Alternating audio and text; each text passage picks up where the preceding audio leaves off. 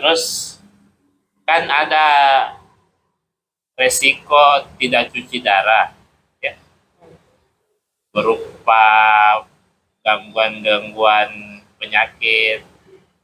Ya kita harus mau tidak mau cuci darah ya, karena itu adalah pengganti ginjal.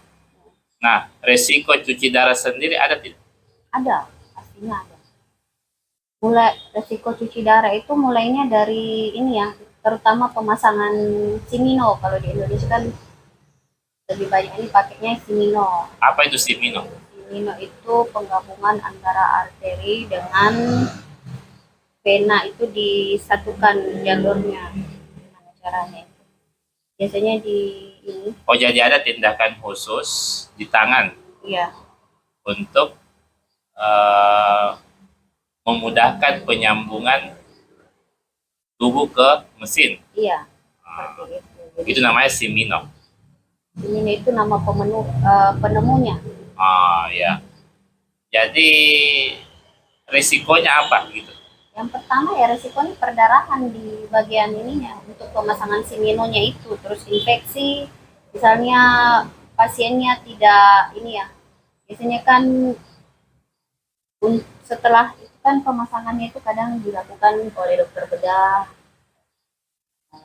Itu kalau setelah dilakukan pemasangan terus kan ada terapi caranya untuk meningkatkan aliran darah ke siminonya. Kalau pasiennya tidak melakukan sesuai instruksi dokternya yang memasang, mungkin bisa saja ada yang tidak jadi siminonya, enggak, aliran darahnya ke arah ke aliran darah yang dibuat lagi tadi itu tidak jalan, atau ada infeksi sama makanya itu Jadi cuma perdarahan saja. Kalau infeksi itu uh, khusus dari pemasangan untuk siminonya, tapi kalau untuk pasiennya sendiri, kalau infeksi ya, apa HD-nya itu terutama ini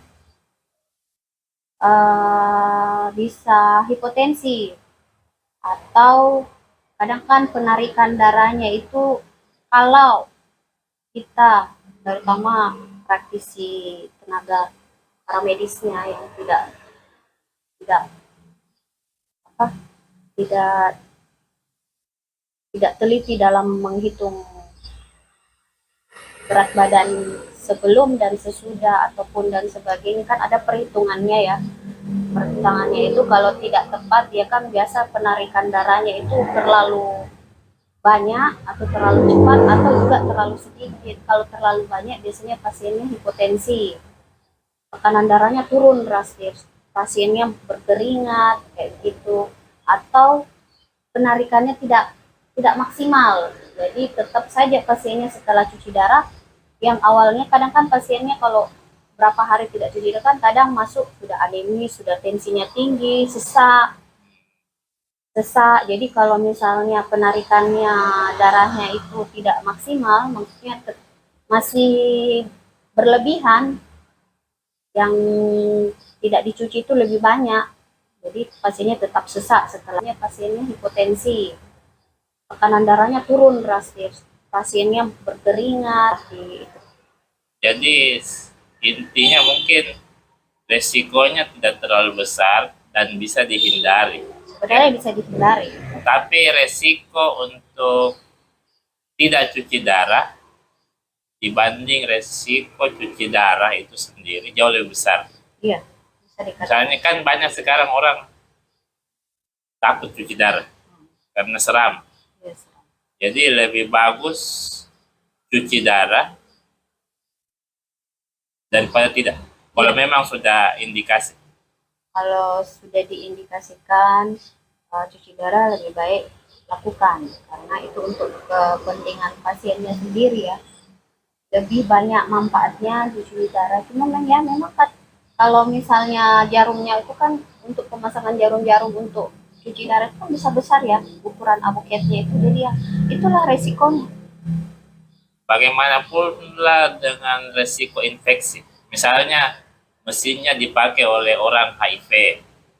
Kemudian kita sebagai orang normal pakai mesin itu pula sehingga kita terinfeksi juga HIV. Apakah ada kemungkinan seperti itu?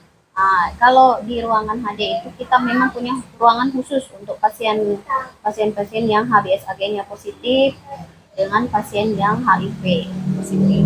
Itu memang disendirikan mesinnya khusus mereka.